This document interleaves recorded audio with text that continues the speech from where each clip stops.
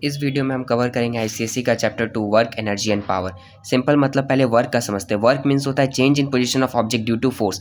Force के लगाने से जब ऑब्जेक्ट अपने पोजीशन को चेंज करता है तब हम लोग कहते हैं कि यहाँ पे वर्क हुआ है। जैसे कि अभी ये पेन है, बार बार पेन का एग्जांपल ले रहे हैं क्योंकि ये ईजी एग्जांपल है। पेन पे हम लोग थोड़ा सा भी फोर्स लगा रहे हैं तो ये अपना पोजीशन को चेंज कर रहा है, तो यही चेंज इन पोजीशन को हम लोग वर्क बोलते हैं।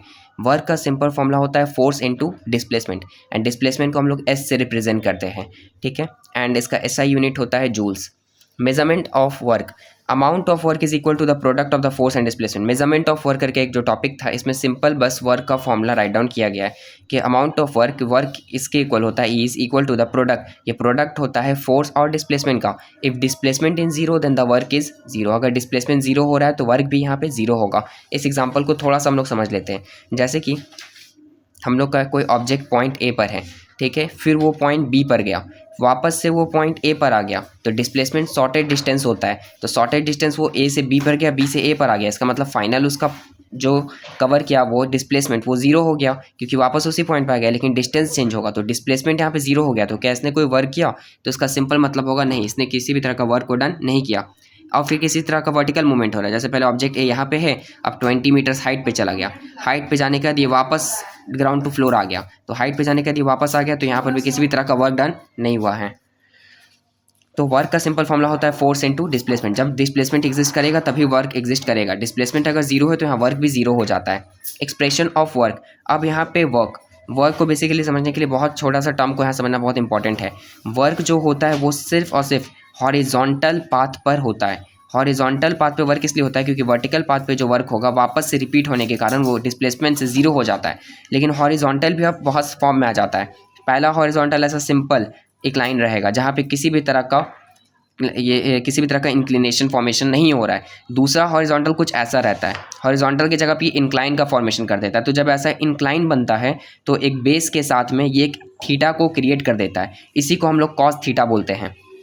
तो expression of work in the terms, जब यहाँ पे जो पैरेलल कंपोनेंट्स आएंगे, parallel components in the sense simple horizontal exist नहीं करेगा, एक स्लोप एग्जिस्ट करेगा, तो हम लोग यहाँ पे रिप्रेजेंट करेंगे वर्क के फॉर्मूला को F into F S cos theta, जहाँ पे F represent for force and S represent for displacement. Same ये वाला फॉर्मूला एफ एस, बट यहाँ कॉस थीटा क्यों मल्टीप्लाई करेंगे? क्योंकि यहाँ पे हम लोगों को बेस चाहिए होता है, बेस और हाइपोटेनस के बीच का रिलेशन चाहिए होता है, परपेंडिकुलर के बीच का नहीं, सिर्फ बेस का रिलेशन चाहिए होता है और हाइपोटेनस का रिलेशन चाहिए होता है। क्योंकि यहाँ पे पहले ये पार्ट मूव करता है जिसको हम लोग एफ एस बोलते हैं, लेकिन अब वो इंक्लाइंड हो गया है और हाइपोटेनस में चेंज कर लिया है, तो सिंपल हम लोग इसको बोलते हैं एफ कॉस थीटा। इसका पैरेलल कंपोनेंट है, तो ये एफ क्या है? तो एफ फोर्स, तो इसका सिंपल वर्क का फॉर्मूला क्या हो जाएगा? Work is equal to F S cos theta in the terms of expression of work, जहाँ पे पैरेलल कंपोनेंट्स है। जहाँ पे ऐसा इंक्लाइन दिखेगा तो हम लोग को इंस्टेंट थीटा के टर्म्स में बात करना है, जहाँ पे ऐसा स्ट्रेट पाथ है वहाँ कोई थीटा नहीं होगा। तो यहाँ पे 3 केसेस होते हैं। पहला थीटा इक्वल टू 0 डिग्री, जैसा मैंने सिंपल बोला था, थीटा इक्वल टू 0 डिग्री मतलब किसी भी तरह का इंक्लिनेशन फॉर्मेशन नहीं हो रहा है। तो हम लोग को पता है कि जो कॉस 0 डिग्री का वैल्यू होता है वो हम लोग का 1 होता है, तो 1 से मल्टीप्लाई कर देंगे एफ और एस को, तो किसी भी तरह का इम्पैक्ट नहीं पड़ेगा। तो यहाँ पे सिंपल वर्क का यही फॉर्मूला आ जाएगा, work is equal to force into displacement, क्योंकि यहाँ कॉस थीटा 0 था।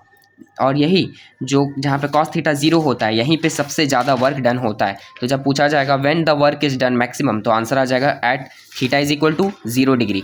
अब नेक्स्ट होता है थीटा जब 90 डिग्री हो जाता है, तो हमें पता है कॉस थीटा 90 डिग्री पे 0 हो जाता है। कॉस थीटा 90 डिग्री पे 0 हो गया तो हम लोग इस फॉर्मूला पे पुट करेंगे तो ओवरऑल सब 0 से मल्टीप्लाई होने पे 0 हो जाएगा, तो किसी भी तरह का यहाँ पे वर्क डन नहीं होगा। इसका मतलब क्या होता है कि वर्क डन क्यों नहीं हुआ? क्योंकि यहाँ पे थीटा 0 हो गया था। ऐसा सिंपल एग्जाम्पल समझते हैं, ये सर्कल है, सर्कल में सेंट्रीपिटल फोर्स लग रहा है, ये सेंटर है, ये रेडियस है। अब इसके अलॉन्ग एक हम लोग टेंजेंट को ड्रॉ कर दिए हैं, तो हम लोग को पता है थ्योरम की जो परपेंडिकुलर रहता है वो टेंजेंट पे 90 डिग्री का फॉर्मेशन करता है। अब यहाँ पर जो वर्क डन होगा वो 90 डिग्री को काउंट करते हुए होगा, तो ये 90 डिग्री मतलब cos 90, तो cos 90 का वैल्यू 0, तो हम लोग का ओवरऑल आंसर भी 0 हो जाता है। थर्ड डिग्री में एक निगेटिव आंसर आता है। निगेटिव कब आता है? जब कॉस थीटा का वैल्यू 180 डिग्री हो जाता है। तो ये हम लोग को डायरेक्टली याद रखना होगा कि कॉस थीटा 180 का वैल्यू -1 होता है। रीज़न ये है क्योंकि 180 का भी तक हम लोग के बुक में ओवरऑल कवर नहीं कराया गया, तो कॉस 180 इज इक्वल टू -1। तो जहाँ पे कॉस नेगेटिव हो गया है तो वहाँ पे फोर्स और डिस्प्लेसमेंट दोनों क्या हो जाएगा? नेगेटिव हो जाएगा। इसका डायग्राम कुछ इस फॉर्मेशन में दिखेगा। पहला तो ऐसा दिखेगा हम लोग को सिंपल, देन इसके बाद यहाँ पे थोड़ा सा रिवर्स होकर दूसरा ट्रायंगल बन जाएगा। तो जब ऐसा कोई फिगर दिखेगा तो यहाँ समझ जाना है कि नेगेटिव का बात कर रहा है। और यहाँ पे 0 डिग्री वाला केस में ऐसा डायग्राम दिखेगा, किसी भी तरह का ट्रायंगल का फॉर्मेशन होगा ही नहीं। 90 वाला केस में ऐसा फॉर्मेशन होगा, एक्यूरेट ऐसा 90 बनेगा, ठीक है। तो यहाँ पे पॉसिबल होगा ही नहीं। तो ये हम लोग का हो गया 3 टर्म्स पैरेलल कंपोनेंट्स के साथ में। सिंपल वर्क का फॉर्मूला है फोर्स इनटू डिस्प्लेसमेंट, लेकिन अब यहाँ पे थोड़ा सा भी इंक्लिनेशन बन रहा है, थीटा क्रिएट हो रहा है, तो हम लोग एक न्यू टर्म्स को डिफाइन कर देते हैं कॉस थीटा। जो भी हम लोग का फोर्स इनटू डिस्प्लेसमेंट है उसमें एक न्यू कॉस थीटा को हम लोग मल्टीप्लाई कर देते हैं। तो यहाँ पे हम लोग के 3 स्पेशल केसेस भी एंड हो गए। कॉस 0 रहेगा तो फिर मैक्सिमम वर्क होगा क्योंकि यहाँ पे वैल्यू 1 है। 90 पे वर्क डन 0 हो जाएगा क्योंकि कॉस वैल्यू का 0 हो जाता है वैल्यू, एंड 180 पे कॉस नेगेटिव हो जाता है तो यहाँ वर्क डन भी नेगेटिव हो जाएगा। Work done by force of gravity, next हम लोग का टॉपिक था work done by force of gravity. Gravity का फोर्स कब होता है? जब ग्रेविटी से किसी तरह का वर्क डन होता है। ग्रेविटी क्या करता है? किसी भी चीज़ को डाउनवर्ड अपने तरफ खींचता है, अट्रैक्ट करता है। तो ग्रेविटी हम लोग ने पढ़ा था, ग्रेविटी स्मॉल जी का वैल्यू होता है mg। ये आया कहाँ से? बेसिकली स्मॉल जी को हम लोग बोलते हैं एक्सेलरेशन, जिसको हम लोग स्मॉल a से रिप्रेजेंट करते हैं। एंड ये जो ग्रेविटी इसका वैल्यू हम लोग को पता है 9.8 होता है। 9.8 या कभी कभी सॉल्व करने के लिए क्वेश्चन में बोल दिया जाता है कि 10 लेना है। तो आया कहाँ से? तो फोर्स का फॉर्मूला मास इंटू एक्सेलरेशन होता है। तो फोर्स वेट के इक्वल होता है, ठीक है। तो ये जो मास है, ये मास के जगह पे यहाँ पे मास ही लिखा होता है, लेकिन यहाँ जो एक्सेलरेशन है यहाँ पे जी आ जाता है। तो यहाँ पे वर्क डन बाय ग्रेविटी का फॉर्मूला है weight is equal to mg। यहाँ पे थोड़ा सा ध्यान देना है। देन डायरेक्शन ऑलवेज डाउनवर्ड, क्योंकि ये ग्रेविटी का बात हो रहा है तो इसका डायरेक्शन ऑलवेज डाउनवर्ड होगा। अब यहाँ पे 2 केस है, अगर डाउनवर्ड नहीं हुआ तो क्या होगा? केस नंबर 1, अगर बॉडी डाउनवर्ड मूव कर रहा है, जैसे ग्रेविटी के अगेंस्ट ग्रेविटी की तरफ बढ़ रहा है, ठीक है, तो यहाँ पे फॉर्मूला हम लोग यूज़ करते हैं mgh, जो पोटेंशियल एनर्जी का भी फॉर्मूला है, हम आगे भी एक्सप्लेन करेंगे। बट अभी बस इतना समझना है कि ऐसा mgh आया क्यों, क्योंकि ग्रेविटी का बात हो रहा है। ग्रेविटी में हम लोग मास इंटू एक्सेलरेशन करते हैं, तो यहाँ पे मास का मास रहेगा, बट ये एक्सेलरेशन ग्रेविटी में कन्वर्ट हो जाएगा, एंड इंटू हाइट को मल्टीप्लाई कर देंगे क्योंकि डाउनवर्ड आ रहा है, तो कितने हाइट से आ रहा है ये मेंशन करना इंपॉर्टेंट रहता है।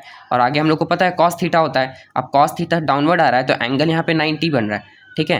तो एंगल यहाँ पे 90 बन रहा है, मतलब सिंपल समझना है, थीटा अगर 0 हो जा रहा है यहाँ पे, एंगल 90 बन रहा है, और यहाँ पे जो थीटा का वैल्यू यहाँ पे 0 हो जा रहा है, कॉस थीटा 0 पे एग्जिस्ट कर रहा है, ठीक है। तो यहाँ पे कॉस थीटा से कोई इंपैक्ट ही नहीं पड़ रहा है। कॉस थीटा का डायरेक्टली जो वैल्यू है वो 1 हो जा रहा है, क्योंकि cos theta at 0 is equal to 1 होता है। तो यहाँ पे डायरेक्टली आंसर mgh आ रहा है। केस 1 में है ग्रेविटी के साथ में, तो ग्रेविटी के साथ में यही रिलेशन है कि work done is equal to mgh, and यहाँ पे वर्क w है, वर्क डन को नहीं वेट को रिप्रेजेंट कर रहा है। तो अगर क्वेश्चन में वर्क डन भी आता है तो भी हम लोग इस बेसिस पे फाइंड कर सकते हैं। अब जैसे ये वेट आ गया, ठीक है, तो वेट आ गया, तो वेट से कैसे ड्राइव करेंगे? तो हम लोग को पता है जो वेट होता है वो फोर्स के इक्वल होता है, तो इंस्टेंट हम लोग इसको फोर्स से रिप्लेस करेंगे, एंड जो हाइट है वहाँ पे डिस्प्लेसमेंट के इक्वल है। सम लिफ्टेड अपवर्ड। अब यहाँ पे दूसरा क्वेश्चन आता है, अगर कोई चीज़ अर्थ के तरफ मूव करती है तो हम लोग उसको पॉजिटिव में काउंट करते हैं, और अगर कोई चीज़ अर्थ के अगेंस्ट मूव करती है तो हम लोग उसको नेगेटिव में काउंट करते हैं। तो अगर मूवमेंट अपवर्ड होगा तो थीटा 180 हो जाएगा, जिसका वैल्यू नेगेटिव हो जाएगा, तो यहाँ पे माइनस mgh से रिप्रेजेंट होगा। तो यहाँ पे ये इतना फॉर्मूलाज कुछ नहीं याद रखना है, बस इतना याद रखना है कि वर्क डन बाय ग्रेविटी में मतलब ग्रेविटी से वर्क डन हो रहा है, एंड इसका फॉर्मूला सिंपल mgh होता है। एंड पॉजिटिव रहेगा कब? जब मूवमेंट डाउनवर्ड होगा, और नेगेटिव रहेगा तब जब मूवमेंट यहाँ पे अपवर्ड होगा, ठीक है। तो यहाँ बॉडी जब अपवर्ड होगा तो हम लोग नेगेटिव रखेंगे, एंड जब बॉडी डाउनवर्ड होगा तो हम लोग पॉजिटिव रखेंगे। देन नेक्स्ट इंपॉर्टेंट कॉन्सेप्ट है, मैंने सेम चीज़ को यहाँ पे लिख दिया, gravity does positive work when the object moves down. जब ऑब्जेक्ट नीचे की तरफ बढ़ेगा तो हम लोग ग्रेविटी जो वर्क करेगा वो पॉजिटिव होगा। The gravity does negative work when the object moves up. Gravity negative work को डन करेगा जब हम लोग का ऑब्जेक्ट अपवर्ड मूव होगा। SI यूनिट ऑफ वर्क का SI यूनिट होता है जूल या फिर न्यूटन मीटर। सिंपली हम लोग जूल बोल सकते हैं या फिर न्यूटन मीटर। न्यूटन मीटर क्यों बोल रहे हैं? इससे पहले जो हम लोग मोमेंट भी पढ़े थे और कपल भी पढ़े थे तो उसका यूनिट भी न्यूटन मीटर था। तो ऑफकोर्स सी बात है, क्यों? वहाँ पे तो मूवमेंट हो रहा था, तो सेम यहाँ पर भी हो रहा है। वर्क डन का सिंपल फॉर्मूला हम लोग देखे थे, फोर्स इंटू डिस्प्लेसमेंट होता है। तो फोर्स का यूनिट होता है न्यूटन एंड डिस्प्लेसमेंट का यूनिट होता है मीटर, इसलिए इसका आंसर आ गया न्यूटन मीटर। तो हम लोग ऐसा यूनिट वर्क का जूल भी रख सकते हैं और न्यूटन मीटर भी रख सकते हैं। कुछ बिगर यूनिट्स का बात करेंगे तो kilo joules, जीगा joules, mega joules आते हैं, जहाँ पे 1 किलो जूल्स 10⁻³ जूल्स के इक्वल होता है, 1 मेगा जूल्स 10⁻6 जूल्स के इक्वल होता है, एंड 1 गीगा जूल्स 10⁻9 जूल्स के इक्वल होता है। और एक दूसरा यूनिट है जिसको हम लोग CGS यूनिट बोलते हैं। CGS यूनिट में वर्क का यूनिट को हम लोग ERG से रिप्रेजेंट करते हैं, अर्ग। यहाँ पे 1 अर्ग 1 डाइन इंटू 1 सेंटीमीटर के इक्वल होता है। डाइन क्यों रखे? क्योंकि यहाँ पे जो फोर्स है, फोर्स का जो CGS यूनिट है वो डाइन है, एंड जो डिस्टेंस है, डिस्टेंस का जो यहाँ पे यूनिट है या डिस्प्लेसमेंट का जो यूनिट है बेसिकली सेंटीमीटर है, इसीलिए इसका CGS यूनिट होता है 1 अर्ग या फिर डाइन सेंटीमीटर फॉर वर्क। हम लोग नेक्स्ट कॉन्सेप्ट को कवर करते हैं कि अब CGS से डाइन में कन्वर्जन कैसे करेंगे। तो ये रिलेशन बहुत ज़्यादा इंपॉर्टेंट है कि 1 जूल 10⁻7 अर्ग के इक्वल होता है फ्रॉम, अगर हम लोग CGS टू SI में कन्वर्ट करेंगे या SI टू CGS में। तो हम लोग का यहाँ पे वर्क डन खत्म हो गया। वर्क डन ग्रेविटी से कैसे होता है ये भी कंप्लीट हो गया। नेक्स्ट पार्ट हम लोग का पावर है। पावर मीन्स सिंपली होता है rate of doing work. Power means simply देखा जाएगा तो जितना भी जो वर्क हुआ है वो कितने टाइम में हुआ है उस टाइम से डिवाइड कर देंगे तो हम लोग का पावर आ जाता है। तो power is equal to work done upon time, मतलब जो भी वर्क हो रहा है वो सब ठीक है लेकिन कितने टाइम में हो रहा है उसको डिवाइड कर देना है। तो वर्क का हम लोग को फॉर्मूला पता था, फोर्स इंटू डिस्प्लेसमेंट होता है। पावर का वर्क डन अपॉन टाइम हो गया, तो वर्क का formula force into displacement upon time. तो हम लोग क्या लिख सकते हैं, ध्यान से देखना है, यहाँ फोर्स का डायरेक्टली फोर्स और डिस्प्लेसमेंट बाय टाइम जरा सोचना है ध्यान से। स्पीड इज इक्वल टू क्या होता था, डिस्टेंस बाय टाइम होता था। वेलोसिटी इज इक्वल टू क्या होता था, डिस्प्लेसमेंट बाय टाइम होता था। ठीक है, तो जो डिस्प्लेसमेंट बाय टाइम आ गया इसको हम लोग सिंपली वेलोसिटी लिख सकते हैं या फिर एवरेज स्पीड बोल सकते हैं। ठीक है, तो पावर इज इक्वल टू दूसरा फॉर्मूला यहाँ पे क्या गया, फोर्स इंटू एवरेज स्पीड या फिर वेलोसिटी। तो power is equal to work done upon time and power is equal to average velocity. कैसे ड्राइव किए, यहाँ पे वर्क डन का फॉर्मूला को रख दिए। Work done is equal to होता है फोर्स इंटू डिस्प्लेसमेंट। तो सिंपली यहाँ पे जहाँ वर्क डन था वहाँ पे हम लोग फोर्स इंटू डिस्प्लेसमेंट रख दिए। अब डिस्प्लेसमेंट अपॉन टाइम यहाँ पे एवरेज स्पीड होता है, तो यहाँ पे न्यू फॉर्मूला बन गया हम लोग का force into average speed for the formula of power. Power का यूनिट क्या होता है, पावर का SI यूनिट होता है वॉट। ठीक है, एंड 1 वॉट को कैसे डिफाइन करते हैं, 1 वॉट मतलब कि 1 जूल्स अपॉन 1 सेकेंड, कि जो वर्क डन हुआ है 1 जूल का एंड वो 1 सेकेंड के लिए हुआ है। तो हम लोग दूसरा यूनिट क्या लिख सकते हैं, जूल्स पर सेकेंड, ये भी SI यूनिट है। बिगर यूनिट ऑफ पावर, फिर से पावर के बिगर यूनिट का बात कर रहा है, kilowatt, megawatt and gigawatt. Smaller unit of power भी होता है मिलीवाट और माइक्रोवाट। 1 मिलीवाट 10⁻³ वाट के इक्वल होता है। अब 1 माइक्रोवाट 10⁻6 वाट के इक्वल होता है। तो ये जो सिंबल है ये माइक्रो का है, नहीं माइक्रो नहीं मैक्रो का है ये। This one is micro and this one is macro. 1 kilowatt is equal to 10⁻³ watt होता है। 1 megawatt is equal to 10⁻6 watt होता है and 1 gigawatt is equal to 10⁻9 watt होता है। एंड अगर हम लोग CGS सिस्टम में बात करेंगे तो 1 वाट इज इक्वल टू 10⁻7 अर्ग पर सेकेंड होता है। ठीक है, अब यहाँ पे नेक्स्ट जो कॉन्सेप्ट था हॉर्स पावर पर था। हॉर्स पावर क्या होता है, अनदर यूनिट है पावर को मेजर करने के लिए। मैकेनिकल इंजीनियरिंग में इसका यूज़ किया जाता है। इंजीनियरिंग के बहुत सारे ब्रांच होते हैं, मैकेनिकल, इलेक्ट्रिकल। तो यहाँ पे मैकेनिकल इंजीनियरिंग में हम लोग हॉर्स पावर का यूज़ करते हैं, जहाँ पे 1 हॉर्स पावर 746 वाट के इक्वल होता है या फिर 0.4746 किलोवाट के इक्वल होता है। वाट से किलोवाट में कैसे जाएंगे तो पता है 10⁻³ होता है, मतलब 1000 से डिवाइड कर देंगे, सिंपल है। देन नेक्स्ट हम लोग का टर्म आता है एनर्जी। एनर्जी क्या है, तो सिंपल, हम लोग जो वर्क का बात कर रहे थे, work is equal to force into displacement, वही हम लोग का एनर्जी है। Energy of a body is the capacity to do work. Energy body की कैपेसिटी होती है कि जिसमें वो वर्क को डन कर रहा है। ठीक है, यूनिट ऑफ एनर्जी, इसका भी यूनिट जूल होता है क्योंकि वर्क का भी यूनिट यहाँ पे जूल था। और CGS यूनिट इसका भी अर्ग होता है और यहाँ पे सेम कहानी है, 1 जूल्स इज इक्वल टू 20% अर्ग। तो यहाँ पे डेफिनेशन को थोड़ा सा याद रखना है, नहीं तो क्लासिक डेफिनेशन सिंपल है, एग्जाम में इतना ही कॉपी पेस्ट करना है, लेकिन बस ये कॉन्सेप्ट को याद रखना है कि एनर्जी जूल्स के इक्वल ही होता है। एनर्जी यहाँ पे वर्क डन की इक्वल होता है। बिगर यूनिट ऑफ एनर्जी क्या है, तो यहाँ पे 2 बिगर यूनिट ऑफ एनर्जी होती है केवल, वॉट आवर और kilo watt hour. Watt hour मतलब कि यहाँ पे जो आवर्स में 3600 है, सेकेंड में कन्वर्ट करेंगे तो 1 वॉट आवर में 3.6 किलो जूल्स होता है और 1 किलो वॉट आवर में 1 kWh में 3.6 इंटू 10 जूल्स होता है या फिर 3.6 मेगा जूल्स होता है। तो ये कन्वर्जन याद रखना है कि 1 watt hour equal to 3.6 kilo joules और 1 kilo watt hour is equal to 3.6 into 10⁻6 joules या फिर 3 इंटू 3.6 मेगा जूल्स। अब कैलोरीज क्या होता है, तो एनर्जी का बात कर रहे थे। एनर्जी बहुत सारे फॉर्म में होता है। ठीक है, तो जो हीट एनर्जी बेसिकली कैलोरीमीटर में कवर करना है, तो कैलोरी जो है हीट एनर्जी को मेज़र करते हैं हम लोग कैलोरी में। हीट एनर्जी क्या है, तो 1 ग्राम ऑफ वाटर को 1 ग्राम ऑफ वाटर के टेम्परेचर को 44.5 डिग्री सेल्सियस से 55.5 डिग्री सेल्सियस में कन्वर्ट करने के लिए जो एनर्जी लगता है उसी को हम लोग 1 कैलोरी बोलते हैं। तो 1 कैलोरी क्या होता है, 1 ग्राम वाटर को 14.5 डिग्री सेल्सियस से 15.5 डिग्री सेल्सियस में कन्वर्ट करने के लिए जो एनर्जी लगता है उसी को हम लोग 1 कैलोरी बोलते हैं। 1 कैलोरी में 4.18 जूल्स होता है एंड 1 जूल्स में 0.24 कैलोरीज होता है। नेक्स्ट यहाँ टॉपिक है इलेक्ट्रॉन वोल्ट का। एटॉमिक पार्टिकल्स जो बहुत कम एनर्जी को होल्ड करते हैं, एटॉमिक पार्टिकल्स जो एनर्जी को होल्ड करते हैं बेसिकली बहुत ज़्यादा कम रहता है, तो उसको हम लोग इलेक्ट्रॉन वोल्ट के टर्म में मेज़र करते हैं। तो 1 EV 1.6 इंटू 10⁻⁻19 जूल्स के टर्म्स में काउंट होता है। 1 EV is equal to 1.6 into 10⁻⁻19 joules. ये सिर्फ याद रखने वाली वैल्यूज़ है, लेकिन इलेक्ट्रॉन वोल्ट में कितना एनर्जी होता है, तो 1.6 10⁻⁻19 जूल। और ये होता क्यों, क्योंकि एटॉमिक पार्टिकल में बहुत कम एनर्जी होती है। अब डिफरेंट फॉर्म ऑफ एनर्जी में, एनर्जी के बहुत सारे फॉर्म है, mechanical energy, chemical energy, electrical energy, but हम लोग को सबसे जो इंपॉर्टेंट जो बुक में गिवन है वो मैकेनिकल एनर्जी है। मैकेनिकल एनर्जी दो एनर्जी से मिलकर बना होता है, एक होता है पोटेंशियल, दूसरा होता है काइनेटिक। तो सबसे पहले समझते हैं पोटेंशियल एनर्जी को। पोटेंशियल एनर्जी मतलब होता है वैसी एनर्जी जो बॉडी पोजेस करती है, ठीक है। कैसे बॉडी पोजेस करती है, सिंपल समझते हैं। जैसे कि ये एक यहाँ पे हील है, एक हील है, हील के टॉप पे एक पर्सन है, तो ये जो पर्सन है ये अभी रुका हुआ है, अब स्टेट इसका स्टॉप है, ठीक है, रुका हुआ स्टेट पे है, तो ये एक एनर्जी पोजेस कर रहा है, इसी एनर्जी को पोटेंशियल एनर्जी बोलते हैं। दूसरा एग्जांपल समझते हैं, जैसे कि हम लोग के पास में कोई एरो है, एरो मीन समझ के चलिए तो यहाँ तीर धनुष का बात हो रहा है, ठीक है। तो एरो है एंड एरो को हम लोग कंप्लीटली इसको बेंड कर रहे हैं बैकवर्ड। जैसे हम लोग बेंड किए तो यहाँ पे एक एनर्जी है, रुके हुए हैं हम लोग। जब स्टेशनरी पे जो एनर्जी है, रुके हुए पोजीशन पे जो एनर्जी, उसको हम लोग पोटेंशियल एनर्जी बोलते हैं। Potential energy, gravitational potential energy और इलास्टिक पोटेंशियल एनर्जी दो फॉर्म में डिवाइड होता है।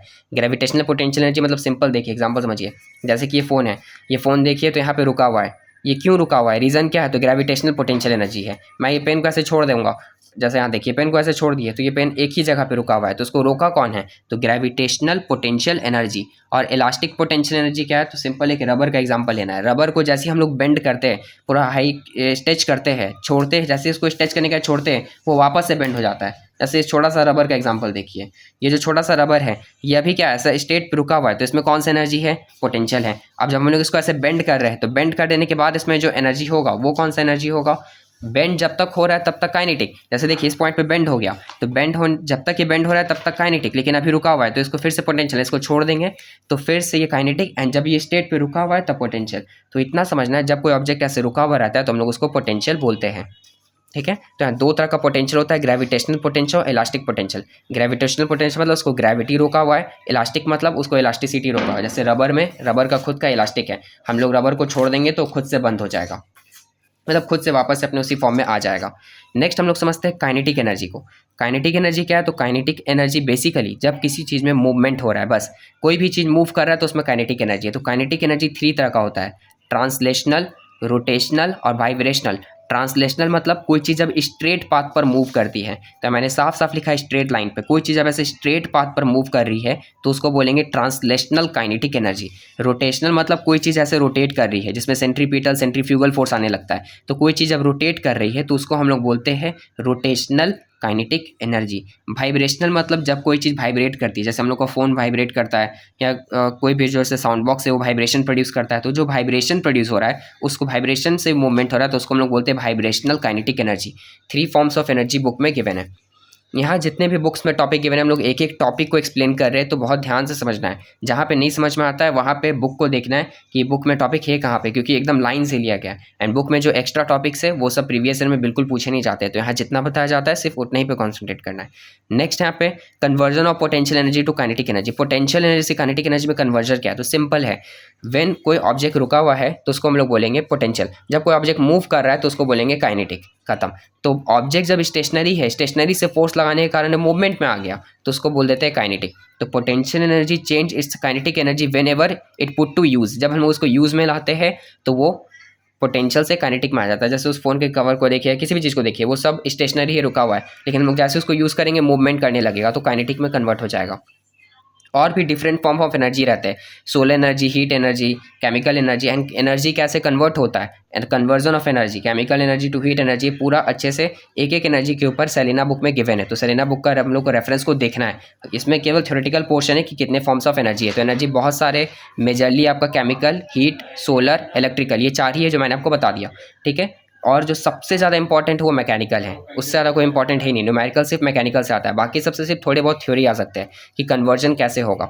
नेक्स्ट है कन्वर्जन ऑफ एनर्जी। देखिए कन्वर्जन ऑफ एनर्जी मतलब यहाँ पे एनर्जी कंजर्वेशन बोल रही है, sorry, conservation of energy. Conservation of energy मतलब होता है कि एनर्जी कभी भी ना क्रिएट होता है ना डिस्ट्रॉय होता है। एनर्जी कैन नाइदर भी क्रिएटेड नॉट डिस्ट्रॉय, ये केवल कन्वर्ट होता है एक फॉर्म से अनदर में, ठीक है। जैसे कि हम लोग ये फ़ोन से रिकॉर्डिंग कर रहे हैं, तो इस फ़ोन से जो लाइट निकल रहा है ये लाइट एनर्जी है। लाइट एनर्जी आ क्यों रहा है, क्योंकि फ़ोन में बैटरी है, बैटरी में केमिकल एनर्जी हो रहा है एनोड कैथोड पे, तो केमिकल एनर्जी कन्वर्ट कर रहा है लाइट एनर्जी में, कन्वर्जन होता है। एनर्जी कभी भी ख़त्म नहीं होता है, ठीक है। अब जैसे यहाँ पे MgH है, समझिए ये बहुत मैंने बेसिक एग्जांपल को लिया है। यहाँ पे बॉल है, सेकंड बॉल है, थर्ड बॉल है। ये है क्या, ये बॉल हाइट पे है। ये कितनी हाइट पे है, तो 100 मीटर हाइट पे है। सेकंड में ये बॉल है 50 मीटर हाइट पे, और अब ये बॉल है 0 मीटर हाइट पे। खुद से बताइएगा, 0 मीटर हाइट है तो 0 मीटर हाइट पे इसका पोटेंशियल एनर्जी क्या होगा, तो 0 मीटर हाइट पे इसका पोटेंशियल एनर्जी हो जाएगा 0, और काइनेटिक एनर्जी रहेगा मैक्सिमम। क्योंकि पोटेंशियल पे तो आ गया, जब रेस्ट यहाँ पे आ गया, एकदम डाउन में आ गया, तो इसका मूवमेंट करेगा भी आगे, तो मूवमेंट करेगा तो इसका काइनेटिक पॉसिबल है। सेंटर में रहेगा तो क्या होगा, सेंटर में रहेगा तो काइनेटिक और पोटेंशियल दोनों एग्जिस्ट करेगा, और दोनों को ऐड करेंगे तो कांस्टेंट के इक्वल आ जाएगा। और जब टॉप पे रहेगा तो टॉप पे ये आसमान में जाने के एक पॉइंट पे कोई चीज़ रुक जाता है, तो जब वो रुक गया तो वहाँ पे सिर्फ और सिर्फ यहाँ पे पोटेंशियल एनर्जी रहेगा, काइनेटिक जीरो हो जाएगा। तो कंजर्वेशन ऑफ एनर्जी हमें ये बोलता है कि यहाँ पे जैसे हम लोग के पास पोटेंशियल एनर्जी कुछ होगा, अज्यूम कीजिए 10 होगा, 10 जूल्स।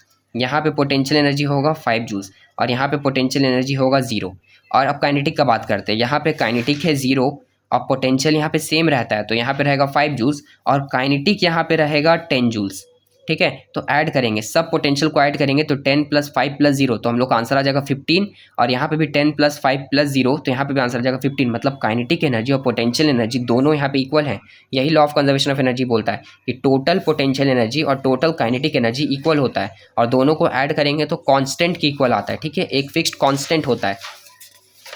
एक टर्म में हम लोग छोटा सा टर्म बताना भूल गए कि काइनेटिक एनर्जी का फॉर्मूला क्या है। तो एक बात को छोटा सा याद रखिएगा कि पोटेंशियल एनर्जी का फॉर्मूला होता है, वो होता है mgh, जो हम लोग ग्रेविटेशनल एनर्जी में भी देखें। पोटेंशियल एनर्जी का mgh होता है। काइनेटिक एनर्जी का फॉर्मूला होता है 1/2 mv²। ये m मतलब क्या होता है, तो m मतलब होता है मास, और ये g मीन्स, तो g मीन्स होता है ग्रेविटी। ठीक है, जिसका 9.8 वैल्यू पता है। एंड ये h मीन्स, तो h मीन्स होता है हाइट। ठीक है, और p मतलब पोटेंशियल एनर्जी आप लोग को पता है। m मतलब यहाँ पे होता है मास।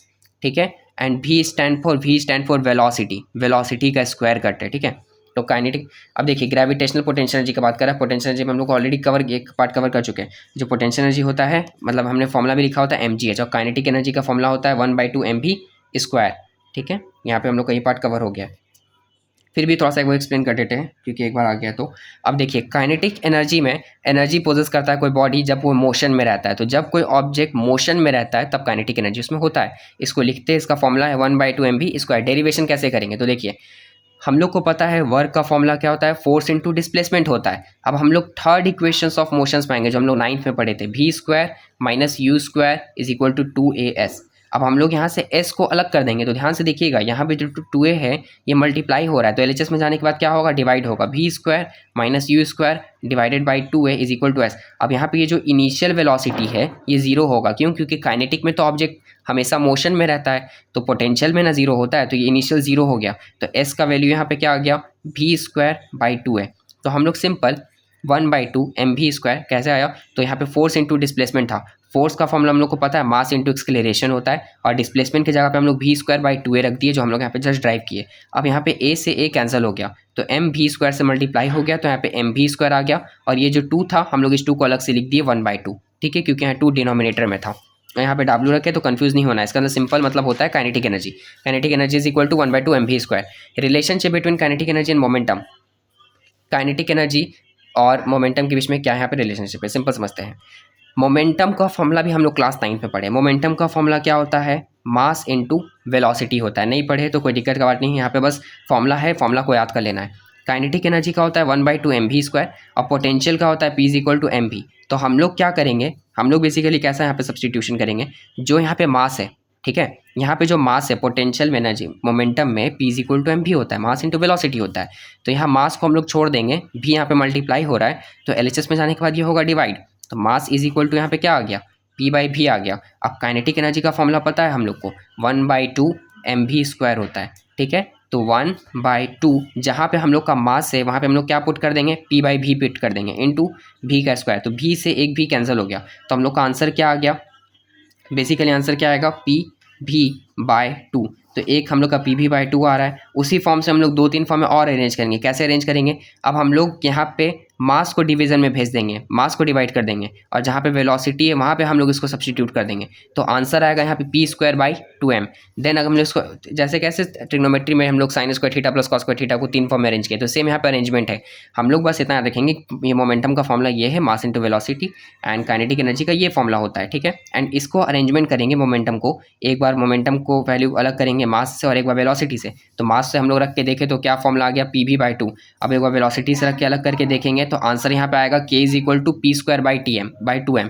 ठीक है। और एक बार पोटेंशियल एनर्जी को मतलब यहाँ पे मोमेंटम को अलग करके पुट करेंगे काइनेटिक में, तो आंसर आ जाएगा p=√2m या km। ठीक है। तो ये एंड ये दो रिलेशन है काइनेटिक एनर्जी एंड मोमेंटम के बीच का, याद रखना है कि kinetic energy is equal to momentum का स्क्वायर डिवाइडेड बाय 2m। यहाँ m मतलब मास होता है और p मतलब मोमेंटम होता है। Then second relation, momentum is equal to root के अंदर 2m मतलब मास और k मतलब काइनेटिक एनर्जी।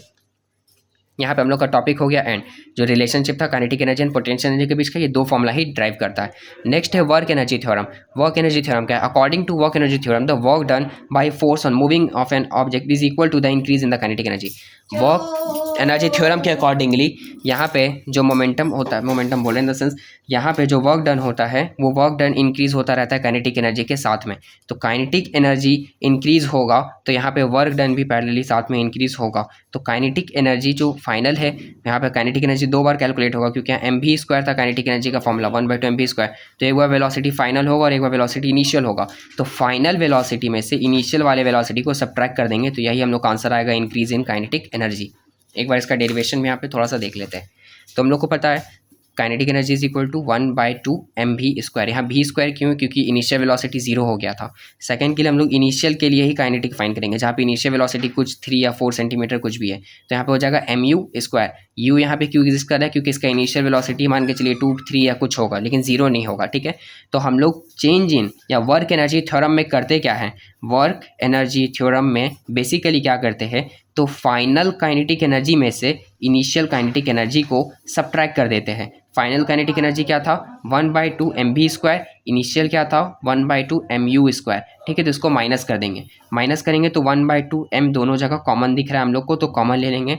देन यहाँ पे क्या आएगा? v² minus u²। यही हम लोग है work energy theorem. Pure simple है। फाइनल काइनेटिक एनर्जी में से इनिशियल को सब्ट्रैक्ट कर देंगे तो वर्क एनर्जी थ्योरम आएगा, क्योंकि वर्क एनर्जी थ्योरम यही बोलता है कि वर्क डन बढ़ता है जब काइनेटिक एनर्जी बढ़ता है। तो एक बार काइनेटिक एनर्जी ज़्यादा होगा और दूसरी बार काइनेटिक एनर्जी कम होगा, क्योंकि एक बार काइनेटिक एनर्जी इनिशियल पे होगा, दूसरी बार फाइनल पे होगा। तो इसलिए हम लोग सब्ट्रैक्ट करके चेंजेस को फाइंड करते हैं। तो यहाँ पे हम लोग का कंजर्वेशन ऑफ एनर्जी भी एंड हो गया। Conservation of energy overall and हो चुका है। पोटेंशियल काइनेटिक इक्वल है एंड दोनों का सम कांस्टेंट होता है, ये पार्ट हो गया। रिलेशनशिप बिटवीन काइनेटिक को हम लोग ने देख लिया। देन वर्क एनर्जी थ्योरम को कवर कर लिए। जहाँ पे जिस पॉइंट पे थोड़ा सा भी डाउट हो उस पॉइंट पे वीडियो को पॉज करके एक बार वन टाइम फिर से रिपीट करके 10 सेकंड बैक करके देखना है, एंड जैसे ही थोड़ा डाउट होता है तो उसको सर्कल करके सेंड करना है। Applications of principle of conservation of energy, यहाँ पे कुछ छोटा सा एप्लीकेशन है। सबसे पहला सिंपल एप्लीकेशन है ये यहाँ पे पेंडुलम का। पेंडुलम में यहाँ पे बॉब होता है, ठीक है। तो पेंडुलम में बॉब है, बॉब यहाँ पर है एकदम सेंटर में है, सेंटर में है। तो सेंटर में क्या होगा? सेंटर में इसका जो पोटेंशियल एनर्जी होगा, काइनेटिक एनर्जी होगा, एंड लेफ्ट में क्या होगा एंड राइट में क्या होगा, हम लोग को बस ये देखना रहता है, ठीक है। तो सेंटर पर है, सेंटर में रहेगा, तो सेंटर से ये मूवमेंट करेगा या तो राइट साइड या तो लेफ्ट साइड। ये रुका हुआ नहीं है, तो यहाँ पे रुका हुआ नहीं है तो इसका पोटेंशियल क्या हो जाएगा? 0। क्यों? पोटेंशियल तब फाइंड होता है जब ऑब्जेक्ट रुका हुआ रहता है, काइनेटिक तब फाइंड होता है जब ऑब्जेक्ट मूव करता है। तो यहाँ गलती से काइनेटिक एनर्जी का हम लोग mgh रख दिए, तो mgh याद रखिएगा यहाँ पे रिप्रेजेंट कर रहा है ओवरऑल को, ठीक है। नहीं तो काइनेटिक एनर्जी का सिंपल फॉर्मूला 1/2 mv² भी रख सकते हैं, बट यहाँ पे mgh का ही क्यों यूज़ किया गया है? क्योंकि यहाँ पे जो मूवमेंट है बेसिकली वर्टिकल है।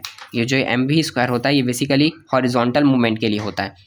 नेक्स्ट पार्ट देखिए, उतना नहीं सोचना है, बस सिंपल कि जब ऑब्जेक्ट यहाँ पर है तो इसका mgh पॉसिबल है, क्योंकि यहाँ पे तो ऑब्जेक्ट आके रुक जा रहा है। कोई पेंडुलम है, जैसे इसी को पेंडुलम समझिए, तो एक पॉइंट पे जाने के बाद यहाँ पे रुक जाता है, तो मतलब यहाँ पे रुक जा रहा है, मतलब क्या हो रहा है? पोटेंशियल कुछ है लेकिन काइनेटिक 0 हो गया, क्योंकि काइनेटिक मूवमेंट पे होता है। सेंटर से जब ये जा रहा है तो जा रहा है तब इसका काइनेटिक 100% होगा, लेकिन पोटेंशियल 0 हो जाएगा। यहाँ क्या नहीं कहती, फिर से रुक जाता है तो यहाँ पे फिर से पोटेंशियल होगा, एंड यहाँ पे फिर से काइनेटिक जो काइनेटिक एनर्जी रहेगा बेसिकली ke, वो हम लोग का 0 हो जाएगा। सिंपल समझ, जैसे पेन है, पहले इस पॉइंट पे गया, यहाँ पे पोटेंशियल 0 हो गया क्योंकि यहाँ पे रुक गया। सिंपल समझिए, यहाँ पे गया, जब तक ये जा रहा है तब तक काइनेटिक है, लेकिन जैसे ये रुका पोटेंशियल आ गया, काइनेटिक 0। अभी वापस ऐसे जा रहा है, ठीक है, तो वापस इस पॉइंट पे चला गया, तो यहाँ पे क्या हो गया, इस पॉइंट पे पोटेंशियल फिर से आ गया और काइनेटिक जीरो हो गया। बस सेंटर में जब वो जा रहा होता है तभी यहाँ पे काइनेटिक होता है। तो ये हम लोग का यहाँ पे एप्लीकेशन था कि एप्लीकेशंस ऑफ में कंजर्वेशन ऑफ एनर्जी में सिंपल हम लोग का एक पेंडुलम का एग्जाम्पल था। अब एक बार ओवरऑल देख लेते हैं कि कुछ हम लोग का स्किप नहीं हुआ, नहीं किसी भी तरह के क्वेश्चंस अब टॉपिक हम लोग के स्किप नहीं हुए। तो फिर से एक बार रिकैप कर दे रहे हैं, work energy theorem, work energy and power में सबसे पहले वर्क है। वर्क का सिंपल मतलब होता है कि जब ऑब्जेक्ट अपना पोजीशन को चेंज करता है टाइम के साथ में और फोर्स लगने से, तो फोर्स इंटू डिस्प्लेसमेंट का सिंपल है। मेजरमेंट ऑफ वर्क में इसका फॉर्मूला है force work is equal to force into displacement. Expressions of work में सिंपल इसका फॉर्मूला को राइट डाउन किया गया, लेकिन एक्सप्रेशंस किस लिए, क्योंकि यहाँ पे वर्क जो रहता है जब हॉरिजॉन्टल पाथ पे होता है, मीन्स थीटा जब यहाँ पे कुछ होता ही नहीं है, जीरो होता है जिसका वैल्यू 1 होता है, तब यहाँ पे फॉर्मूला होता है फोर्स इंटू डिस्प्लेसमेंट का। लेकिन अगर ये थोड़ा सा मूवमेंट ऐसे इंक्लाइंड हो जाता है तो हम लोग एक न्यू टर्म कॉस थीटा को इंट्रोड्यूस कर देते हैं, यही कॉस थीटा मल्टीप्लाई हो जाता है। इसीलिए जब भी ऐसा कभी भी इंक्लाइन दिखेगा कि यहाँ पे वर्क फाइंड करो, तो वर्क फाइंड करने के लिए टेंशन नहीं लेना है, बस वर्क का याद रखना है फॉर्मूला फोर्स इंटू डिस्प्लेसमेंट होता है, और इसमें क्या मल्टीप्लाई करेंगे, कॉस थीटा को। क्यों, क्योंकि यहाँ पे इंक्लिनेशन आ गया है। इस बेस पे हम लोग जितने भी न्यूमेरिकल्स, पीवाईक्यूज एंड स्पेसिमेन से क्वेश्चंस हम लोग ये सबको टैकल करके सेंड करेंगे। अभी बस जितने टॉपिक्स कवर किए, ये टॉपिक को एक बार ध्यान से देखो एंड जो भी टॉपिक्स में डाउट है उसे सेंड करो। Thank you.